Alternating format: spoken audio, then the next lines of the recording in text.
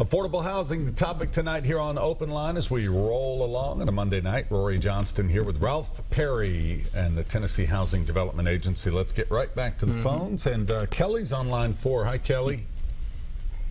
Kelly, you there? Yes, I am. Go Hi, ahead. how are you guys? Doing well. What's on your mind? Well, I was curious. I know you talked about a link for first-time home buyers. Are there any restrictions regarding foreclosure homes? Well, it depends who owns that home, is I guess the short answer. Fannie Mae Yeah. makes a difference. Yeah, they will, they tend to assign a local realtor to handle that sale for them. So what I would do is find out who that local realtor is and work with them. What both the GSEs and HUD try to avoid doing is selling that home at a really deep discount, because it's going to bring down the housing prices in the rest of the neighborhood if you do a half-price special. But they are trying to get those out of their inventory. So they're competitive with the pricing. Yes. Yeah. I think you'll get a good price, but you're not going to get it for 10 cents on the dollar. Yeah. I think Fannie Mae, I don't know if they still do, but they used to have a website where you could go and you can see the list of real estate owned REO properties and which realtor agent locally is handling that sale for them. That might be the best place to start with that property. All right. Okay. Does that help? And are there any, as far as the loans that are available to first-time home buyers, would there be something that you couldn't qualify because of the fact that it's a foreclosure, or is that just based on your personal history and credit? No, it's going to be based on you, not the home that you're buying. Now, if you're working with a lender who's working with THDA, and again, I'd encourage you to take a minute and go to greatchoicetn.com. Yeah. If the house is selling around here for under about $234,000, it'd be an eligible purchase. You want to make sure that it's in decent shape and everything.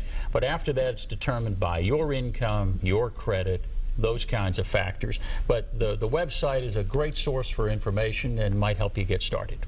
Thank you very much. I appreciate your help. You bet. Thanks, Kelly. Thank you. All right, let's go to Jackie now. Hey, Jackie, welcome. Thank you. Hello? Yeah, Hi. go ahead. Okay, my question is the lottery that MDHA now has, is that for seniors, included seniors? And the other thing is, are there any plans in the near future that housing will be built? And when I say housing, I mean like maybe cottages or duplexes for seniors based on their income. This affordable housing, the rent is so high, some seniors on a fixed income cannot afford it. And then the other thing is the cottages and maybe little duplexes will give seniors more freedom rather than being stacked on top of each other like they are in the high-rises now. That's my question. I'll hang up and listen to your comment. Thank you. Thank you, Jackie. Well, Jack, unfortunately, I don't know that I can answer a lot of those because MDHA is separate agency, and I can't tell you how they run their waiting lists. I think you're talking about public housing there. So I would just encourage you to call MDHA because they have a very responsive staff, and I'm sure would be glad to explain that to you and tell you just where they are. I know they do have big plans on the other side of the river, other side of the football stadium, to redevelop the old Casey Homes property into a variety of affordable units. And some of those I think will be for seniors, but I think they're giving a lot of thought to what kind of housing we need going forward, how to build those units and keep them affordable, and we hope to help them along with some financing on that one. Let's talk a little bit about affordable housing, that phrase. Yeah. This has been one of my pet peeves where, I tell people, I'll bet when I say affordable housing, a lot of you are thinking something really bad. The old Cabrini Green projects in Chicago, a really dangerous place. You don't want it. And as long as that's what's in most people's mind's eye, they're not going to support us when we say we need more affordable housing, because they think, well, that's got to be a bad thing. But that's not what we build in Tennessee. Many of you have been in the Gulch, or at least driven through there. There's a place there called Laurel House. It's an apartment building, and it was built with low-income housing tax credits. It is income qualified and rent restricted. A single mom can rent a place there for about $600 a month. That is less than half the rent in those nice places across the way. You wouldn't know that that's affordable housing. One of those units along Jefferson Street as you're heading toward the bridge, that was built with low-income housing tax credits. That nice new apartment up on, I think it's on Woodlawn and 9th, East Nashville, that's for seniors. That was built with low-income housing tax credits. These are quality properties, but in exchange for those tax credits, the people building and developing them agree that for 15, maybe 20 years, they're going to be income restricted and rent controlled. And we help build those. And as you can just take a look at any of those neighborhoods, they're not a drag on the neighborhood. No, they haven't chased anybody. Yeah. It's part, and the other part of the conversation, Rory, has to be, who are those for? They're for working people who don't make very much money. Nursing techs at the hospital, grocery clerks, teachers' aides, preschool teachers, the server at your favorite restaurant, some of the people who work at all these hotels we're building downtown. If your son and daughter gets out of UT and takes the first job earning $13 an hour, they are income qualified for one of those. Yeah. You know, and we need some housing for those because we need those people in our community. Okay. So part of what I try to do when I talk to groups is, this is what affordable housing looks like. Right. And we need it, and these are the people we need it for. And do you think that there's enough planned on the horizon in the next, you know, as we look and we hear about Nashville Next planning for the next 30, 40, 50 years and all the growth that we're expecting and anticipating, are we I think there are people enough? who want to build it.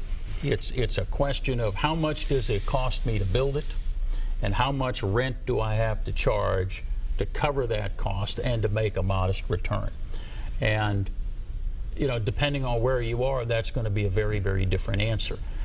Without something like tax credits downtown. With some assistance from the government. Right. Somewhere along and the even there, this is an issue where, you know, how in many places the local method of taxation actually taxes the value of the tax credit we give them, which sounds counterintuitive.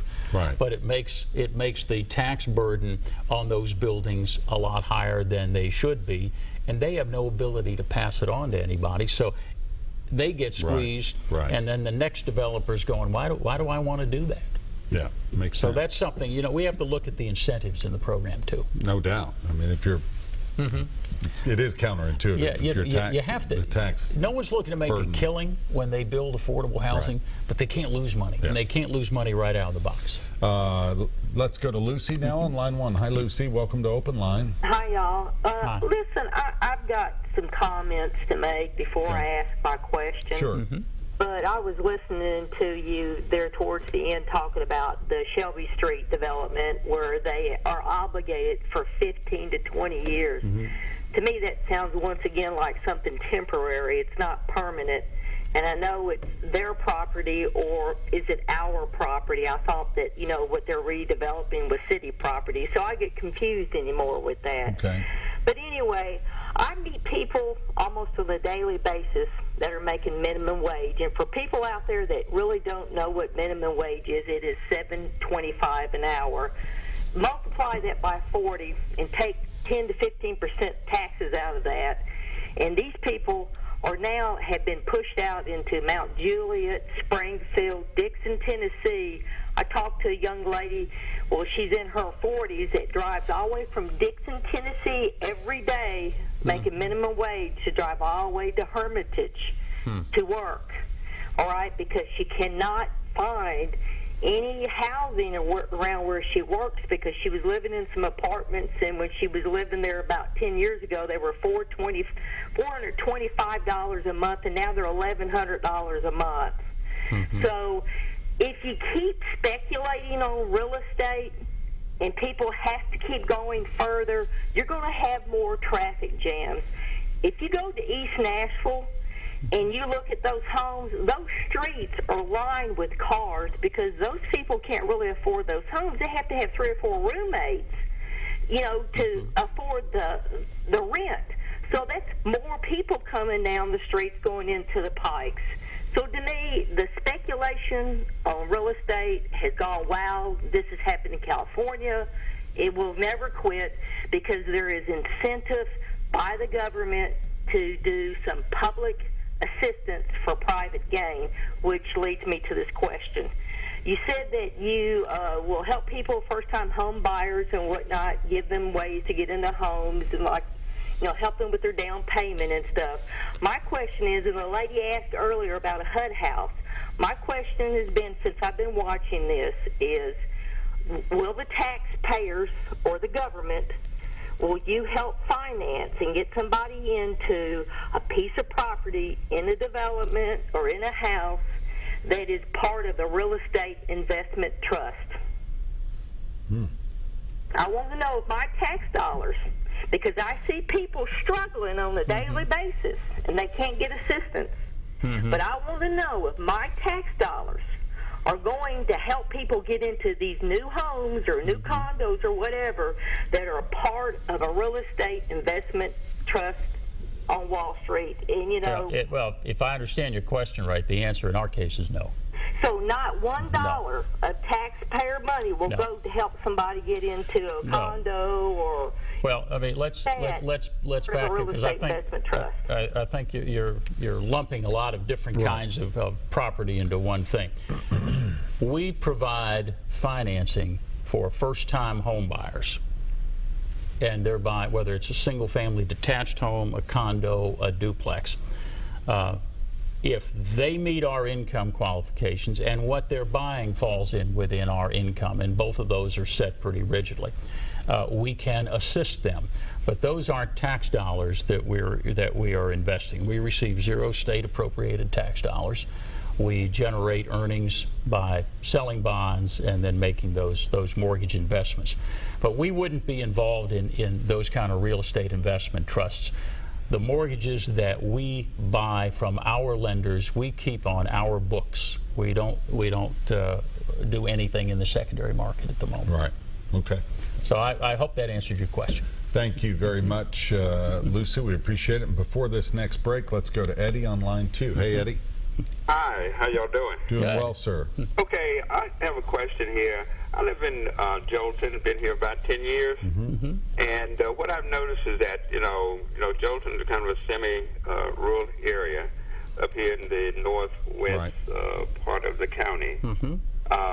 And my observation, I've seen a need for more affordable housing in this particular area. Of course, the next little township is down to Pleasant View, but for the Jolton border area, I think is really lacking at this point. Now, in Metro Center, they do have what they call more affordable housing. So my question is there anything in the works in terms of bringing more affordable housing to this area of Jolton? Because we do have a lot of people that commute, from Jolton, down, to Metro Center and on to the inner city. I'm not personally aware of any plans. I know Affordable Housing Resources some years ago was developing something, but I don't think they got quite as far up as Jolton.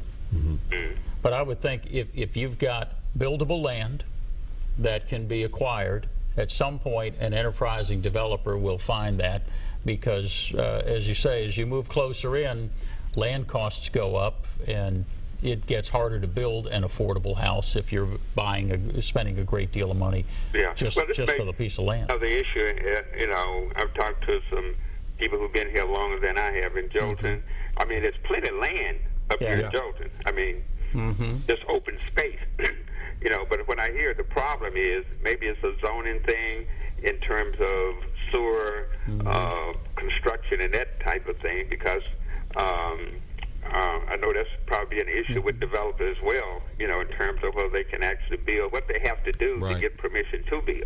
And infrastructure is certainly an issue. It just depends. Who owns that land? Are they interested in selling? Is it zoned properly? You got water and sewer capacity that's sufficient for what you want to build here. What about the roads? Do you need to improve those? So there are a lot of things that any developer needs to consider in that. But I would suspect... Well, I'm quite sure sometime in the future, I don't know how many years it'll be from now, but after all the other areas have filled in, maybe developers working with city government. Be careful what you wish for when all that development comes up the road. All right. Thanks a lot. Thanks, Eddie. Thank you. We appreciate it. Okay, bye. 737 plus the phone number to call. We have one final segment coming up after this break. Stay with us.